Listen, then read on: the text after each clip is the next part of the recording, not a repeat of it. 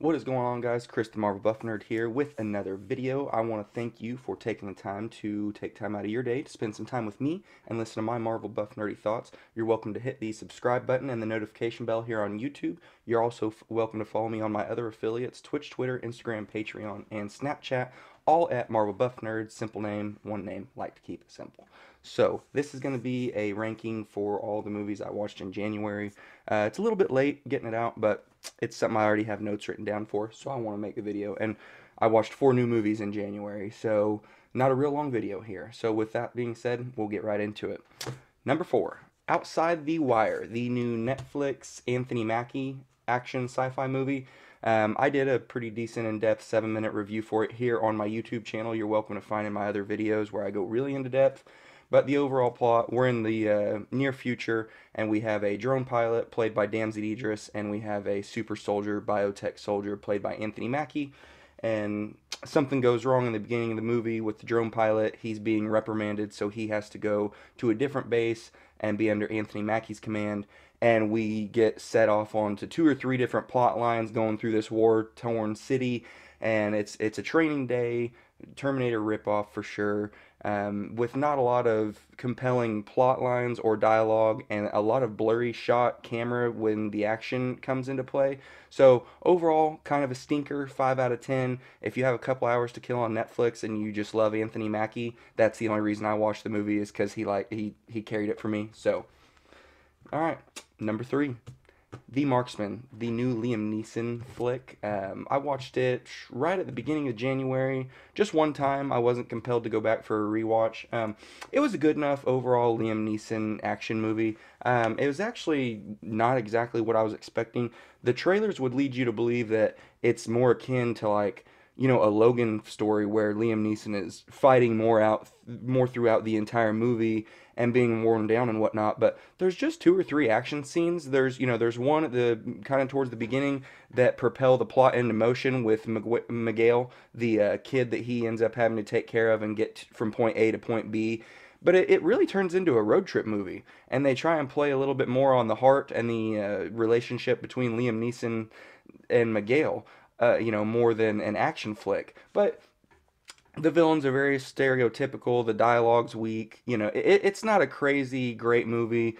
We've seen the plot line a million times before, where the reluctant hero has to take somebody across the country or whatnot, and along the way, he has to encounter different threats and different things like that. We've seen movies like that before, so it's not cutting edge or anything, but it was a solid enough Liam Neeson flick. So if you catch it on streaming for free or for $4 or $5, it's worth a rental for sure. So, The Marksman, Liam Neeson. Number 2, this is where the gap of quality for me and like rewatchability really kind of goes up. These first 2 movies I actually do want to rewatch, and I'm gonna rewatch one today for sure. And these are just high; they'll be high up on my list no matter what drops the rest of the year. So number 2 is gonna be The Little Things, the Denzel Washington, Rami Malek, Jared Leto movie. It's a 1990s time period, very like Seven influenced cop drama crime thriller, and it's a good time. I like it a lot more than a lot of people. A lot of people have came out and said, "Oh, it's just extremely mediocre. It does nothing we haven't seen done before. The story's not compelling. It's all paint by numbers." Maybe it is, but maybe I come at it from more of a biased perspective because I really, really love a slow burn, multiple twist cop drama that doesn't have a huge, huge ending that makes me go, oh my God. Like, as long as I just feel some payoff and some twists and turns and satisfied at the end, I'm happy. And this movie, where it went in the third act, I, knowing that it had influences from Seven, I knew where Seven goes in the third act. And this movie's third act is set up very much the same way. So watching it, I was getting nervous. I was like, oh no, like, where are we going here with Rami Malek and Jared Leto being out here in the middle of this desert? I was getting nervous for his family and whatnot, and it subverts your expectations. It doesn't go where you think it's going to go. And it was really enjoyable for me. So, like I said, I know a lot of people felt kind of stagnant with it, but maybe I'm just such a fanboy of the genre, and I'm such a fanboy of Denzel Washington because this movie, when I saw it a couple weeks ago, this movie sparked like a huge Denzel Washington rewatch for me, where I've been rewatching a bunch of Denzel movies here at home. I've rewatched 3 in the past week: Training Day, Flight, and Man on Fire. So I love Denzel. So maybe I'm just coming at it really biased, but I really enjoyed the little things, and I'm actually going to rewatch it today on HBO Max just for fun because it's like -2 degrees outside today, and my local movie theater that was going to play the little things closed down for the weekend because of the weather. So I'm just going to rewatch it here at home in a little bit. So, moving on to number 1. If you looked at my channel, you know what it is. It is Promising Young Woman, the Carey Mulligan kind of revenge thriller flick that actually dropped on Christmas Day, but I didn't get a chance to watch it until mid-January. Just I was behind on that because we're getting so much dropping here nowadays that it's just I have notes in my phone, I have notes on paper of shit I need to watch and I want to watch and then I want to talk about on camera, and it's just there's just not enough time for it sometimes, especially if you have a day job as well. So yeah, it took me a second to get to this movie, but once I did, as soon as this movie started rolling, I was hooked.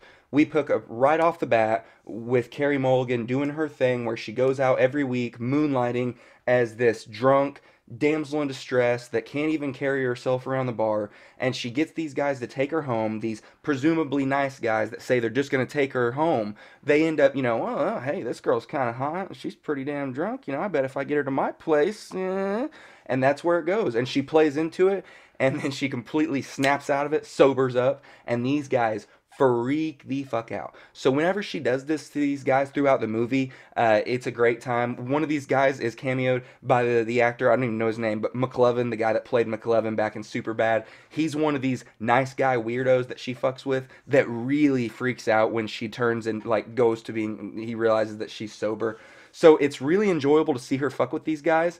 And then when she goes and she starts doing her little 1, 2, 3, 4 revenge plot line for the whole plot that kicked this thing off that happened 10 years ago in med school, that this whole story unfolds in front of us, and we find out what happened here and there and what makes this 30-year-old woman tick, almost like an immature 18-year-old child still to an extent. She's stuck in a phase of life because something very traumatic happened, and we get bits and pieces of that fed to us as we want to, and we almost get to see her go on this nice redemptive arc where she just goes happy-go-lucky and abandons the revenge plot line.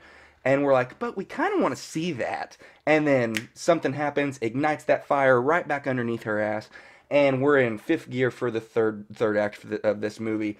It blows your mind. I don't think you're going to know where it's going, and hopefully at the end, the way that they package it, you end leaving satisfied, even if you don't like the big twist that happens right at the 3rd act. Hopefully the way they package the ending, both to the audience and the way the lines play out to us as the audience and to the characters on screen, it's very parallel and dual meaning. I like it. This movie, like I said, I'm going to rewatch it when it drops to purchase it on 4K. This is definitely a movie I'm going to buy on 4K because the colors are just beautiful. It's like candy on screen. It's so just tangy looking and colorful. So yeah, number 1, Promising Young Woman. Guys, that's my January movie ranking. Like I said, I only watched 4 new films in January, but I still was able to talk about them all for about 8 minutes here. So yeah, if you like that, if you like any of these movies, let me know in the comments section down below. I'd really appreciate it. What are you anticipating the rest of this year? We have plenty of stuff coming. We're just getting delays again, but hopefully we can keep things coming in the pipeline. Tomorrow we're getting the new Justice League trailer. That'll be exciting, so come back here to find my reaction and my watch along for the new Zack Snyder Cut Justice League trailer in a couple days. I appreciate it. You're welcome to follow me here on Facebook, or here on YouTube, also on Facebook, Twitter, Twitch, Patreon, Snapchat, and Instagram, all at Marvel Buff Nerd. I appreciate it, guys. Have a good one.